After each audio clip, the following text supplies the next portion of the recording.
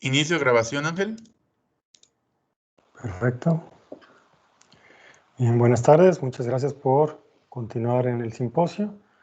A continuación tenemos la plática de la maestra Gladys Suárez Velázquez.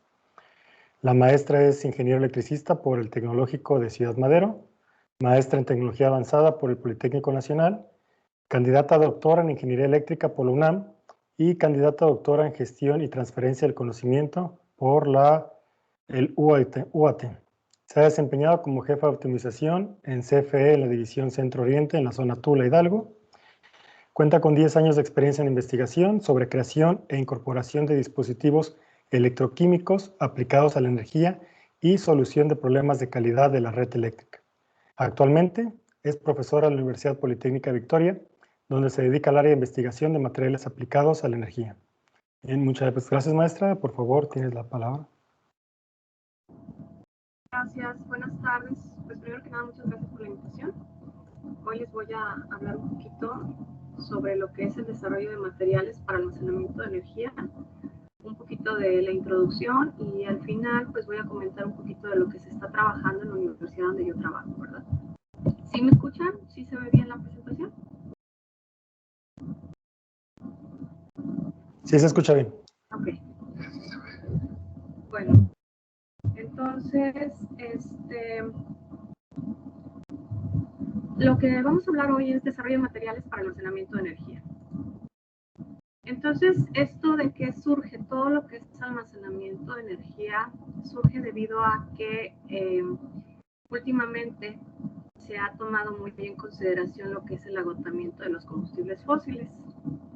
Y entonces, esto va de la mano con lo que son problemas ambientales, ¿verdad? Que llaman que han generado un impacto negativo, todo lo que son estos combustibles fósiles.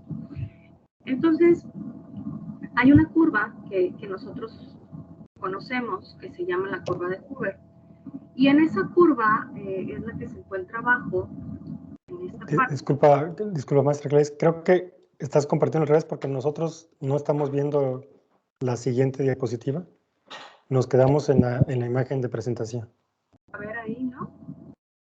No avanzó entonces creo que en el compartiste la parte equivocada de la presentación. Oh. Ahí sí se ve. A ver, me voy a salir y la voy a volver a compartir entonces. Perfecto.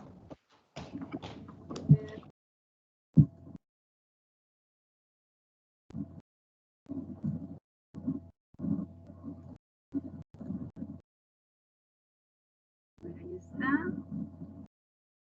Me dice si se ve. Ok, ahí estamos viendo el PowerPoint. Ahí se ve. Nada más que, ¿no? nada más que el modo presentación es el que no está cargando. O sea, vemos el PowerPoint, pero no el modo de presentación. Entonces, ¿cómo le hacemos? ¿Qué sucede ahí? Si quisieras, podrías desde ahí. Por ejemplo, ahí ya vimos que cambiaste la curva de Hoover, ahora sí la vemos. Ah, pero ya no está en modo presentación. Sí. Pues, no sé si quieren, nada más hago esto más pequeñito y lo comparto así para que se vea. Perfecto.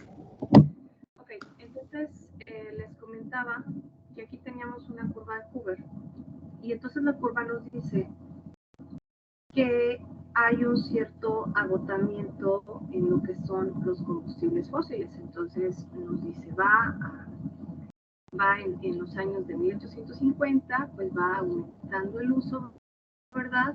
Llega un momento en el que se usa más, bueno, que es el boom, y después va a empezar a decaer. Y va a empezar a decaer porque, pues, empiezan a agotarse estos recursos, ¿no? Son recursos que no son renovables. Se acaba de ese petróleo, de ese pozo, y bueno, se acabó. Y entonces, de acuerdo a esa curva de Hoover, se planea, ¿verdad?, que para este año, que es el 2177, pues nosotros ya no tengamos combustibles fósiles. Y eso, pues, ha generado gran movimiento, ¿verdad?, entre los investigadores para proponer energías alternativas o combustibles alternativos, y en el caso del área eléctrica, pues generar energía. Entonces, las energías alternativas vienen de una solución sustentable y traen el plus que son amigables con el medio ambiente. Y amigables con el medio ambiente porque, bueno, por ejemplo, la energía solar, lo que es la energía eólica, pues son fuentes inagotables y son fuentes que, bueno, no producen un CO2, no producen algún contaminante. Y entonces, estas energías renovables nos dicen que son fuentes inagotables.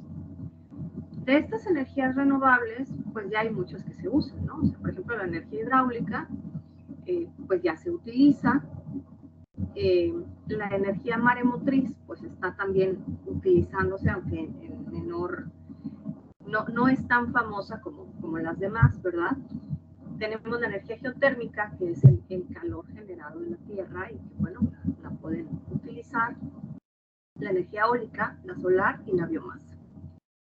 En esta biomasa están los gases verdes que les llaman, o los biogases que están generando a través precisamente de biomasa, ¿no? Que pueden ser cáscaras de alguna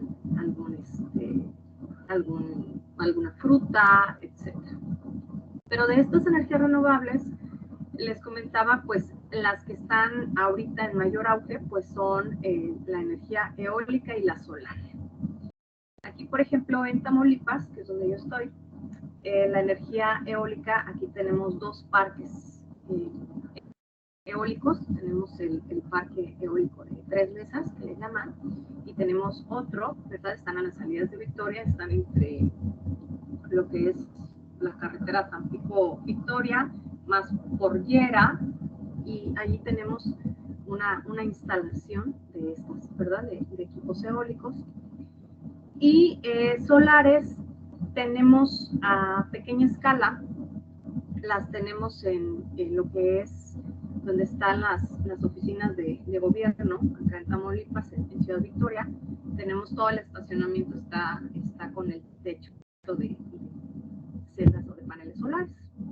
Y hay una que otra industria también ha optado por tener algunos de sus paneles solares, ¿verdad?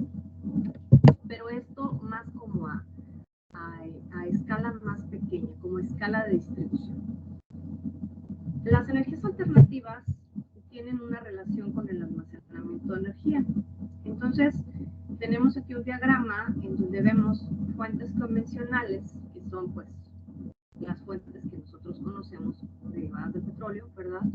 Y tenemos que hay una transición energética. Entonces, en esa transición energética se espera que lleguemos a utilizar en algún momento ya solamente energías alternativas y empezar a ir reduciendo, ¿verdad?, el uso de fuentes convencionales y ya trasladarnos a lo que es la energía alternativa como tal. Y de estas energías alternativas tenemos que, bueno, en el caso de las parques eólicos, en el caso de las celdas solares, tenemos que tienen un comportamiento aleatorio. ¿Qué quiere decir esto? Nosotros tenemos una energía solar, que por ejemplo en Ciudad Victoria, que hay veces que uno siente, ¿no?, que hay demasiado sol, que hay demasiado calor, pero otros días no. Y entonces eso nos genera que nuestro panel solar no esté entregando a lo mejor al máximo todo su potencial. Y por otro lado, en el caso de los parques eólicos, ¿qué es lo que ocurre? Que bueno, hay veces que hay mucho viento, se supone que hay un promedio, ¿no? Pero hay veces que hay más viento de lo que debería ser, y entonces están las turbinas eólicas, bueno, generando, pero hay un momento en el que no está a esa velocidad. Entonces ese comportamiento varía en función de las condiciones climáticas. ¿Y esto qué nos puede provocar? Por ejemplo, en la parte eléctrica nos puede provocar muchos problemas con lo que es poder sostener un voltaje, poder tener la calidad de energía.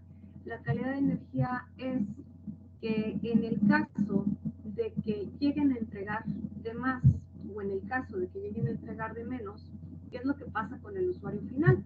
Porque al final en lo que es el parque eólico, nosotros vamos a ver reflejados unos números, pero quienes van a ver realmente reflejado ese efecto van a ser los usuarios, los consumidores, que pueden ser desde empresas a lo mejor que se están alimentando ahí, hasta consumidores domésticos, ¿no? Que se pudieran estar alimentando ahí. Y entonces, pues ahí pudieran tener un problema de calidad de energía.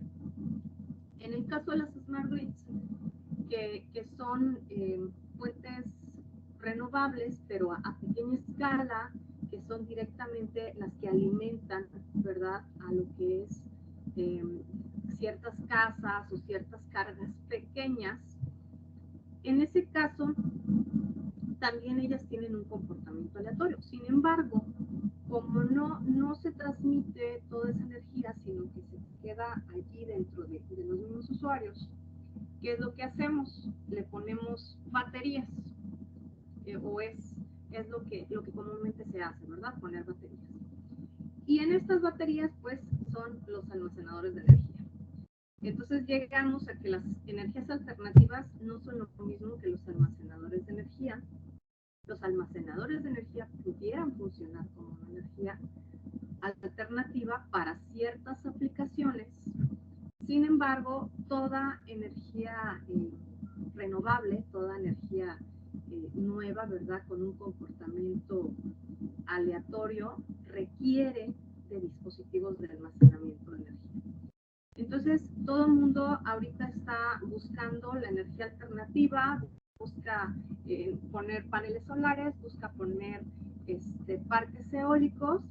Sin embargo, se están olvidando de una parte muy importante, que si bien es cierto que va incluida, pues no se le da como esa importancia, ¿no?, que a lo mejor deberían de darle. Entonces, tenemos acá que, bueno, ¿cuáles son las formas de almacenamiento de energía? En algún momento, ¿verdad?, se ha utilizado lo que es la energía gravitacional como reservorios de agua. Entonces, estos eran como unas cuevas, bueno, no cuevas, sino como unas piscinas subterráneas donde había agua. Y entonces, por medio de una bomba, iba subiendo agua hacia una parte más alta. Y cuando se requería energía en ese momento, ¡pum!, bajaba toda el agua, ¿no? Y entonces eso nos daba una energía en ese momento.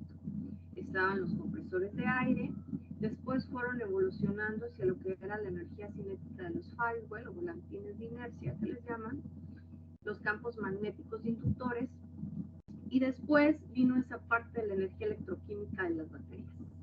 Las baterías, bueno, son unos dispositivos que a raíz de varias reacciones químicas, pues nos van a compartir electricidad, nos van a generar electricidad. Y las celdas de combustible, pues de igual manera hay una reacción que ocurre en donde el oxígeno que viene del aire, ¿verdad?, se mete por un cátodo, el hidrógeno se mete por un ánodo, los iones pasan a través de una membrana y los electrones pasan a través del circuito externo y entonces entregan energía. Y viene también el campo eléctrico en capacitores, que este campo eléctrico de capacitores, los capacitores pueden funcionar con reacciones faradaicas, ¿verdad?, o con reacciones oxio-redox.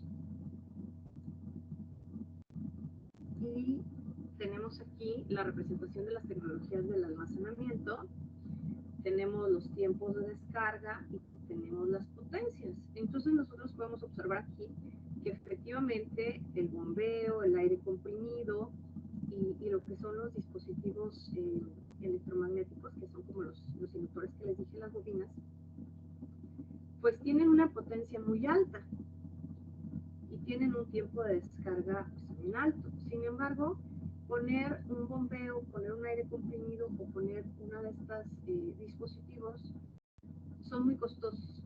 Entonces, hasta el momento, la alternativa que se ha tenido son las baterías, porque las baterías de alguna manera pues nos representan un costo relativamente promedio, ¿verdad? Un costo todavía aceptable y nos representan pues una potencia que está bastante razonable, ¿verdad? 1 megawatts más o menos, y pues nos puede dejar hasta horas con tiempo de descarga.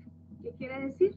Que si nosotros, por ejemplo, tenemos una falla, pues entonces a lo mejor hay una línea que va a salir, a lo mejor va a haber una turbina eólica que se va a salir, pero va a entrar la batería en su lugar y entonces la batería nos va a abastecer a esa turbina y entonces el usuario final no se va a dar cuenta.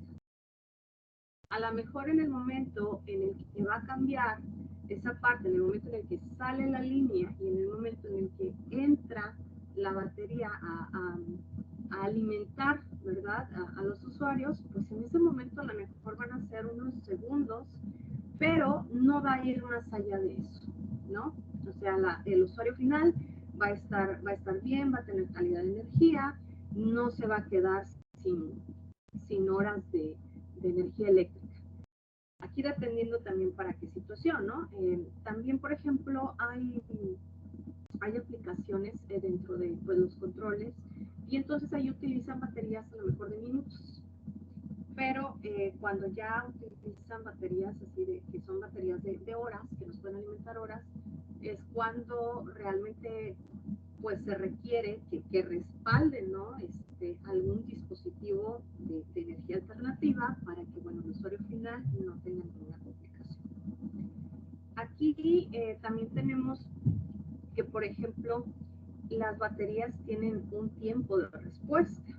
Nosotros tenemos una batería y decimos, la batería funciona muy rápido, pero la realidad es que, por ejemplo, los transitorios de energía, pues, sí tiene un proceso, pues, que se tarda unos segunditos, porque la batería, pues, primero tiene que hacer una reacción química, y en ese periodo en el que hace la reacción química, pues, tarda un poco, ¿no? Y entonces, derivado de eso, se utilizan, si queremos algo muy rápido, si queremos evitar estos transitorios, lo que se ha estado proponiendo es que pongamos, por ejemplo, la batería, o que pongamos otro dispositivo de almacenamiento de energía y que le pongamos supercapacitores, porque son mucho más rápidos. Entonces, entra el supercapacitor en esos milisegundos y una vez que ya está, una vez que ya entra la batería, pues el supercapacitor ya puede salir de operación, ¿no? Entonces, el supercapacitor es como que respalda para ese momento y después ya la batería es la que se sigue haciendo su trabajo. En el caso de, por ejemplo, la energía solar, los que trabajen con sistemas fotovoltaicos, pues sabrán que lo que hacen es que todo sistema fotovoltaico tiene sus paneles y llevan unas baterías.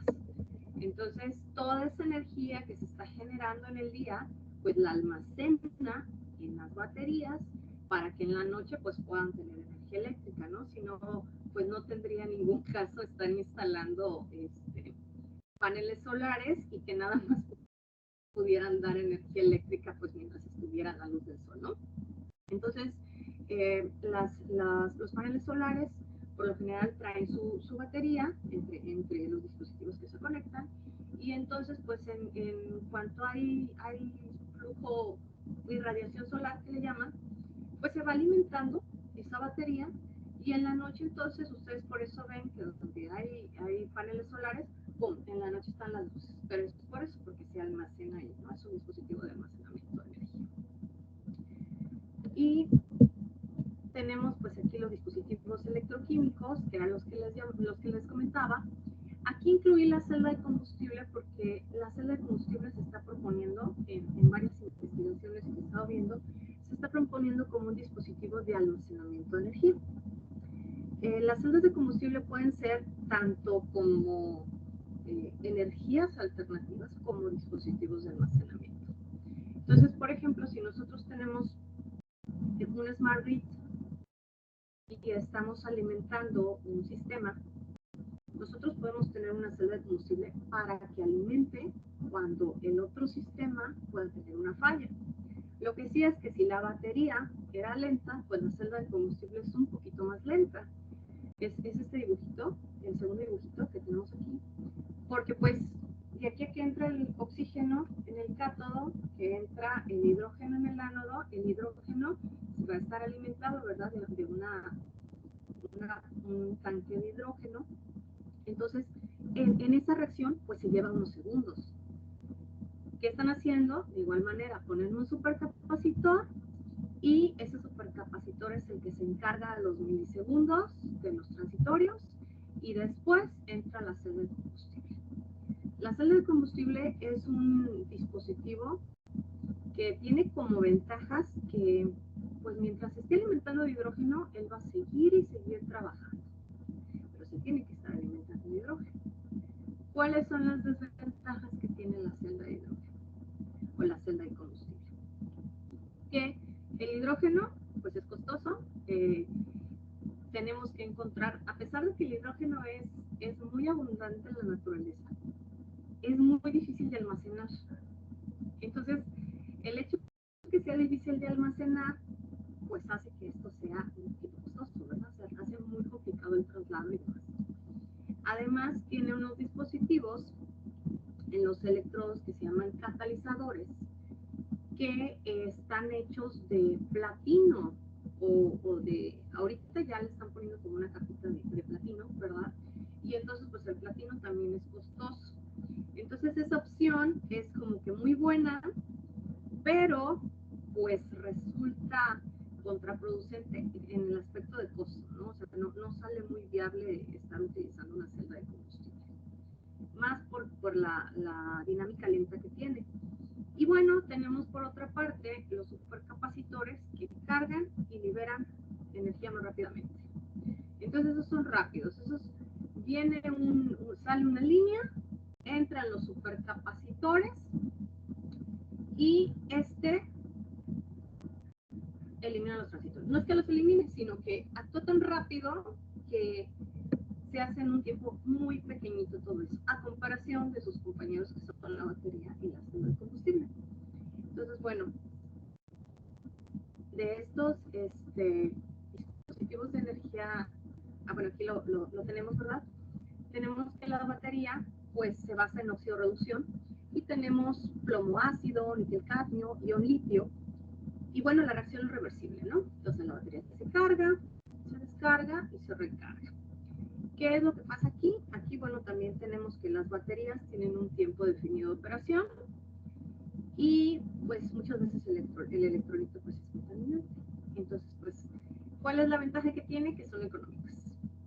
Y como ya están comercialmente, pues están en el mercado, pues entonces ya no tenemos el problema del costo, ya se salen en paquetes, ¿verdad? Ya a grandes, salen muchas baterías a la venta y entonces pues resulta una opción viable económicamente. En el caso de lo que les comentaba, de la celda de combustible, ¿verdad? Tienen un ánodo, tienen un cátodo, tienen una membrana y tienen un electrolito. Estos también tienen electrolito, pero el electrolito por lo general, hay unas celdas que se llaman tipo PEM, que estas celdas lo que tienen es que es una membrana de intercambio protónico. Entonces es una membranita por donde van a pasar allí los iones y los electrones van a pasar por la parte del circuito externo. Estas son acumuladas o juntadas en unos stacks que le llaman. Entonces cada celda de estas de combustible nos generará yo creo que un 0.7 voltios, pero son apiladas. Entonces, a medida que son apiladas, pues pueden lograr las dimensiones que se requieren para las aplicaciones que quisiéramos, ¿no? Entonces, hay unas celdas de combustible ya comerciales, tipo PEM, que pueden tener, por ejemplo, 1 megawatt. 1 megawatt a, por ejemplo, 45 voltios, etc. ¿Qué se hace en estos casos? Se le pone un convertidor, ese convertidor nos eleva el voltaje y después de que nos eleva el voltaje al que nosotros queremos, mediante una relación ahí, lo que hace después es de que se pasa esa energía, ¿verdad? Se pasa a un inversor y ese inversor nos convierte la energía de corriente directa a corriente alterna y entonces ya la entrega a lo que es una línea eléctrica. Estos arreglos, cabe mencionar que si son para instalación y apoyo en una red eléctrica o en una instalación, en cuanto a energía se refiere, todos estos dispositivos, tanto la celda de combustible, la batería y lo que es el supercapacitor, van a tener un convertidor de energía que es el que va a regular el voltaje de corriente directa, ya sea que lo aumente o ya sea que lo disminuya. Y si van a entregarse esa energía a dispositivos de almacenamiento, a dispositivos de corriente alterna, se tiene que poner un inversor. Y ese inversor entonces lo que va a hacer es que nos va a convertir de corriente directa a corriente alterna y entonces se va a conectar mediante un transformador a la línea que nosotros queramos manejar o que queramos apoyar. También en el caso de las Smart Grid es el mismo arreglo, ¿verdad?, que se utiliza. Entonces, bueno, y tenemos por acá, a ver, estas son las instalaciones. Hay unas de baterías, ya tenemos instalaciones, ¿verdad?, en Vermont, y la instalación es de 5 megawatts y un tipo de descarga en 1 hora. Y bueno, esto es una instalación, pero tenemos, o sea, hay muchísimo más, ¿no? Y desde la combustible tenemos que actualmente se están utilizando en transportación de carros o de autobuses. ¿Por qué? Porque de alguna manera, pues son celdas que como requieren mucho hidrógeno para trabajar, pues no las podríamos tener a lo mejor en un parque eólico, ¿no? Pues por el momento no. Requieren demasiado hidrógeno y aparte necesitaríamos muchísimas en forma de stack para cumplir. Imagínense si por ejemplo una celda comercial tiene 1 megawatt, entonces vamos a tener cuántos megawatts que tenemos que acumular los stacks para que nos pudiera proporcionar, ¿verdad?, ese respaldo. Y bueno, después de esto tenemos ahora sí que los supercapacitores, que yo les digo que son la estrella de mi presentación porque es lo que nosotros estamos trabajando. Y la aplicación de supercapacitores pues pueden ser incorporados a la red eléctrica y lo que hace es que, por ejemplo, hay una variación, hay una fluctuación de voltaje debido a una naturaleza intermitente, que era lo que les comentaba de las energías renovables, y entonces el supercapacitor, como tiene una rápida respuesta, pues nos disminuye esas fluctuaciones. Es decir, si teníamos de 1 segundo, pues a lo mejor lo va a reducir a la mitad. Tenemos las otras que son las fuentes de energía, y entonces estas pues son utilizadas para suprimir picos de voltaje y respaldo en lo que son breves cortes, ¿verdad?, de energía eléctrica. Tenemos que, bueno, también se han utilizado en convertidores. Entonces, en estos convertidores mejoran la eficiencia por medio de técnicas de regulación. Y tenemos lo que les comentaba, que son los Smart Grids o redes inteligentes, en donde pues se conectaba una energía alterna en lo que es pues nuestra instalación doméstica, y entonces estos, pues si había una variación de voltaje, pues el supercapacitor entra y nos regula ese sistema, ¿verdad? También se pueden utilizar en servicios de transporte, en lo que son energía eléctrica, turnos de energía eléctrica que le llaman, o sea, que a ratos esté entrando, ¿verdad?, en operación, regulación de frecuencia y, bueno, la capacidad de energías renovables y seguimiento de cargas y soporte de fallas. Entonces, bueno, tenemos esto y tenemos ¿qué es un supercapacitor? Pues tiene la misma constitución de un capacitor, que son 2 electrodos, un electrolito, un separador. El almacenamiento puede ser por almacenamiento directo o procesos faradaicos, y por almacenamiento indirecto o procesos no faradaicos. El almacenamiento directo son los dispositivos mediante oxidación-reducción. liberan cargas y realizan un trabajo. El indirecto o procesos no fotolaicos son aquellos que se almacenan por medios electrostáticos. Entonces, nosotros, los supercapacitores, los llamamos que tienen una supercapacitancia, los que tienen procesos faráldicos. Los que tienen procesos de oxidación y reducción, nosotros los llamamos pseudocapacitores. Realmente, los dos son supercapacitores. ¿Cuál es la diferencia? Que a veces cuando estamos analizando un nuevo dispositivo, nos da la característica de supercapacitor y nos da también una característica de pseudocapacitor. Y entonces, bueno, ahí tenemos que entrar para buscar en qué porcentaje son supercapacitores y en qué porcentaje son pseudocapacitores. Y en esto tenemos que hay varios materiales que se están utilizando para electrodos de supercapacitor, entre los que destacan el carbón, los óxidos de metales de transición y los polímeros conductores. La Universidad de Victoria, en donde yo trabajo, pues estamos en esta iniciativa de trabajar electrodos a base de carbón. Entonces, esos carbones se obtienen o se han obtenido de otros, ¿cómo se llama? En otros lugares, ¿verdad? De diversos materiales, ¿no? Tenemos lo que son la valorización de productos agrícolas, en donde lo que no nos sirve o lo que sería desecho agrícola, pues lo carbonizamos y lo hacemos un carbón para distintas aplicaciones. Pueden ir desde aplicaciones para absorbentes de contaminantes de agua o carbones conductores para lo que son elaboraciones de supercapacitores. Entonces, pues han hecho de sorgo, de cáscara de banana, de uva y de cáscara de naranja. Entonces, en la región donde yo estoy, es una región en donde hay mucha naranja, ¿no? Para empezar, México es el que ocupa el quinto lugar en el mundo en lo que es producción de naranja. Y Tamaulipas es el segundo productor, seguido de Veracruz. Y de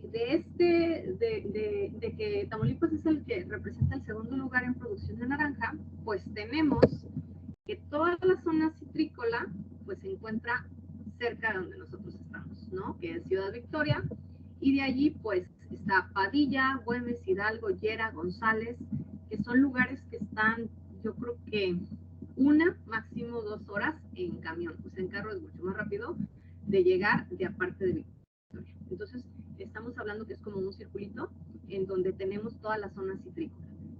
Siembran en otros lugares, pero donde está concentrada, pues es allí, en el centro de Tamaulipas y sus alrededores. Y entonces tenemos 30.700 hectáreas que se encuentran en producción. Entonces, es demasiado el desecho que están generándose, y no tanto las empresas grandes, ¿no?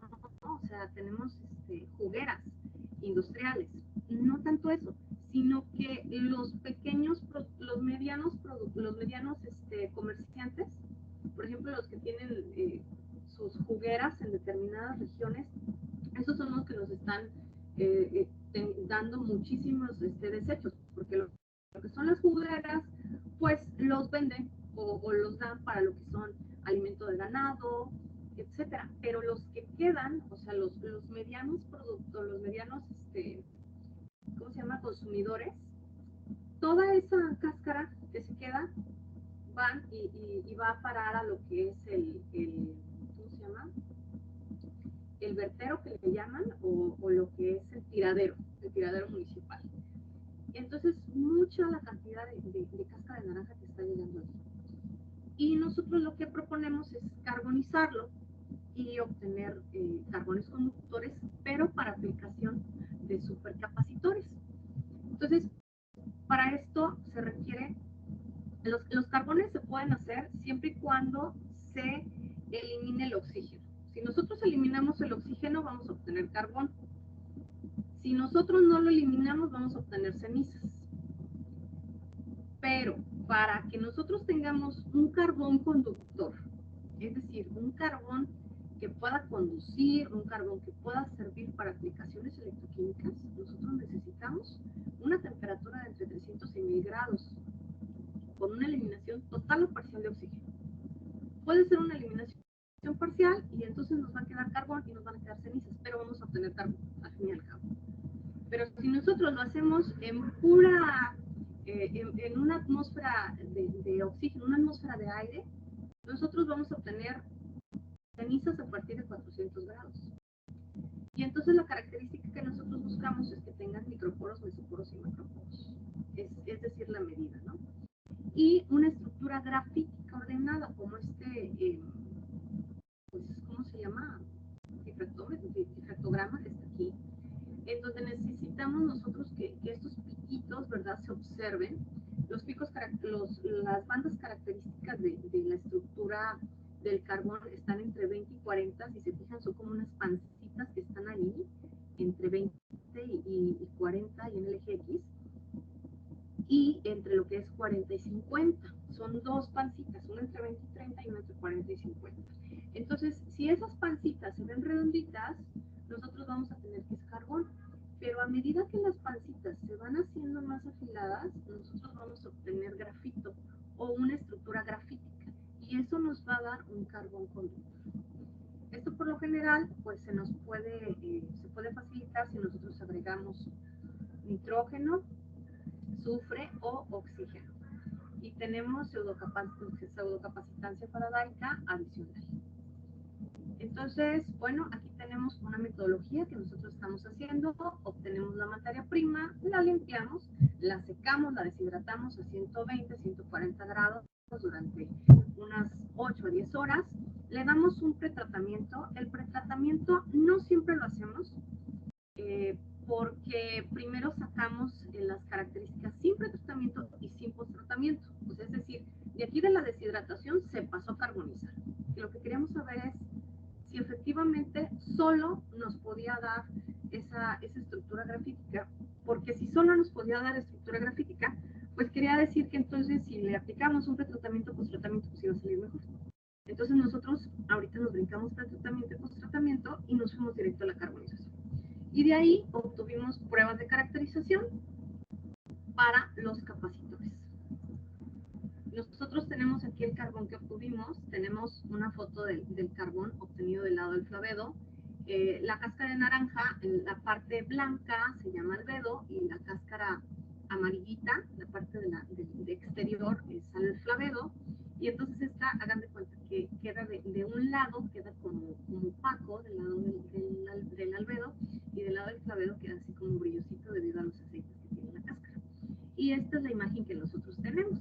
Así es como nosotros lo obtenemos.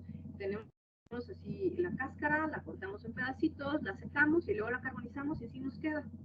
Y esta es una fotografía de microscopio óptico en donde esas como esferitas que se ven, como doraditas, son los poros. Así como estos poritos que se ven aquí en el carbón, pues son los poros que nosotros obtenemos. Y bueno, tenemos otras caracterizaciones. Por ejemplo, aquí está el análisis de FSEM. Hicimos también difracción de rayos X, en donde efectivamente obtuvimos una característica, ¿cómo se llama?, grafítica, pero también obtuvimos compuestos de carbonatos. ¿Por qué? Porque nosotros lo hicimos en una atmósfera parcial. No lo hicimos con una atmósfera completamente inerte.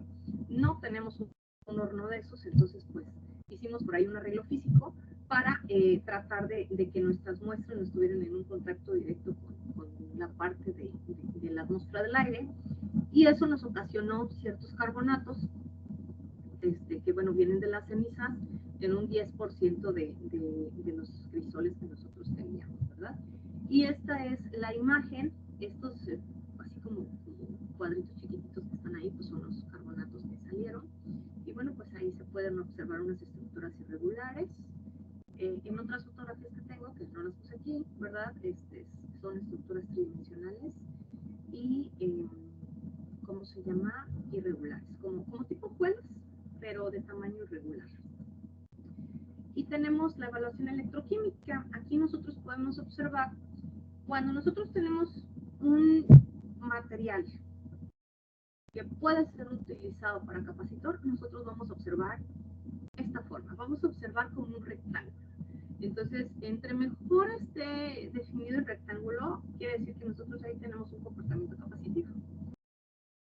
Este comportamiento capacitivo lo vamos a obtener en una técnica electroquímica que se llama voltametría cíclica.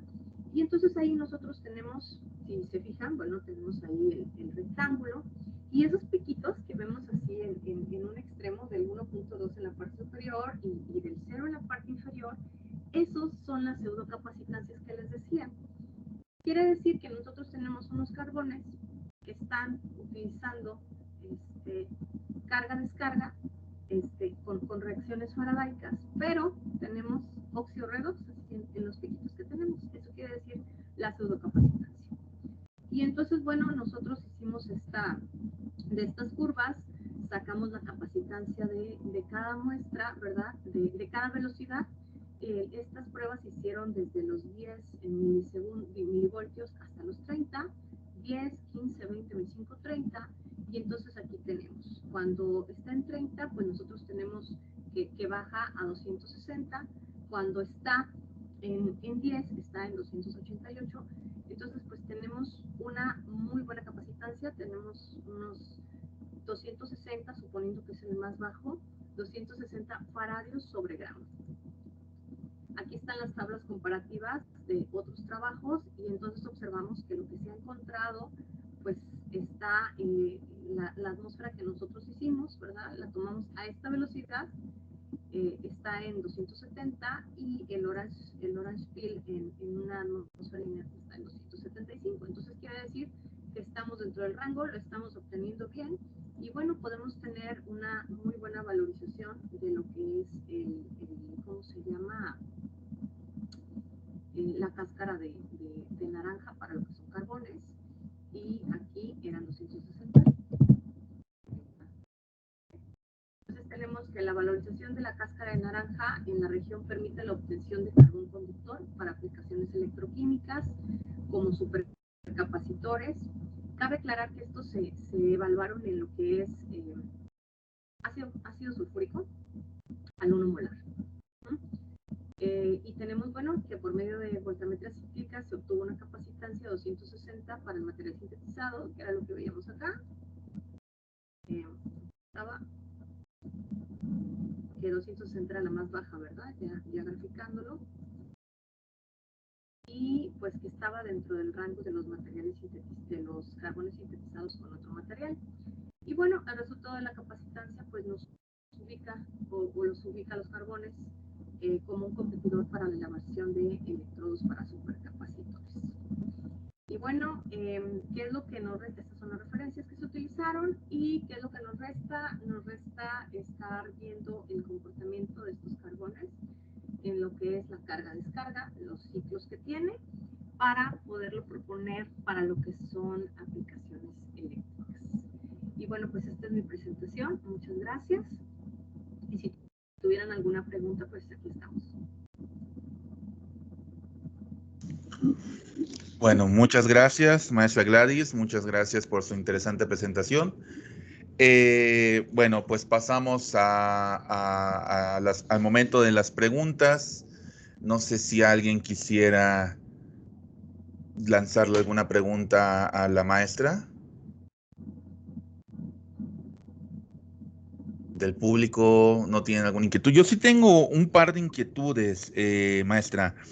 La primera vendría siendo todos estos materiales, bueno, estas partes del desarrollo de estos materiales para almacenamiento de energía. ¿Hay alguno que es más adaptable a un sistema de generación o que sea mejor para un cierto sistema de generación pensando en cuestiones de energía solar o de energía eólica?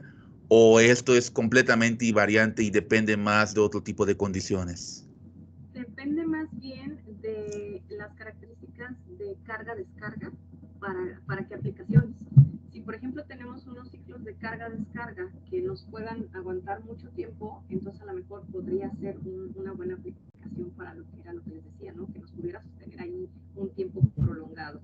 Si es a lo mejor un ciclo de carga-descarga rápido, entonces podríamos pensar que podría ser de apoyo para lo que es una batería o para lo que podría ser una celda de combustible, o sea que nos podría funcionar perfectamente para un transitorio y que no se hicieran algunos problemas ahí en la red. Se varía más del comportamiento carga-descarga que del material como tal. Del material base para hacer un carro. Y bueno, y mi segunda inquietud es esta. Bueno, en este contexto de político en el cual, bueno, reforma eléctrica contra reforma eléctrica, no sé cuál sea el nombre más apropiado para llamarle. ¿Cómo consideraría en su experiencia si es posible una transición verde? No sé si la palabra sea correcta o sea muy vilipendiada en este aspecto. ¿Cómo cree que debería ser esta transición? Si esa transición en cuanto a este cambio energético, paradigma energético, ¿es posible o transitar a un elemento totalmente verde o tiene que ser un elemento de cogeneración? Yo más que nada, el elemento de cogeneración sirve, o sea, pero si vemos lo que es la curva de Hoover, que era lo que veíamos al principio, vamos a ver que a lo mejor en unos años a lo mejor ya no vamos a poder hacer cogeneración. Entonces esta transición lo que busca es eso, ¿no? Buscar las alternativas más viables para que cuando ya no exista esta parte del petróleo, entonces podamos alimentarnos de ella. Ahora, si bien es cierto eso, o ese es el sueño que nosotros tenemos, también es cierto que en esta transición se necesita ver factores. Por ejemplo, uno de los factores es que pueden meter mucho ruido lo que son las energías alternativas. ¿Por qué? Porque son naturaleza intermitente. Entonces, al ser una naturaleza intermitente, es difícil controlarla. Lo que sería más fácil, a lo mejor nosotros tenemos un controlador, pero el controlador nos dice, de aquí de este rango a este, yo más de este rango no te puedo manejar. Y entonces estamos hablando de sistemas que no tienen un rango, ¿no? Que pueden elevarse o pueden disminuirse por el comportamiento que tienen, por la naturaleza. Entonces, lo que sucede allí es que aquí es donde entran los almacenadores de energía. No podemos controlar en la totalidad la energía alternativa, pero sí podemos apoyarnos en los almacenadores de energía para que cuando hay un problema, bueno, no ocasione un caos.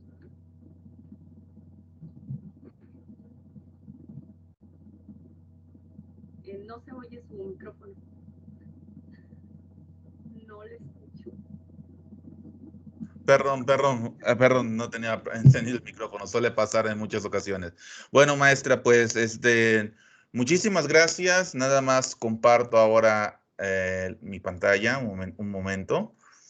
El departamento pues, de Ciencias e Ingenierías otorga el presente reconocimiento a la maestra Gladys Guadalupe Suárez Velázquez por su valiosa participación en el primer simposio anual del Grupo de Investigación en Ciencias Básicas con la conferencia titulada Desarrollo de materiales para el almacenamiento de energía, San Andrés Cholula, Puebla, 11 de noviembre de 2021, firma nuestro director del departamento, el maestro Ramiro Bernal Cuevas.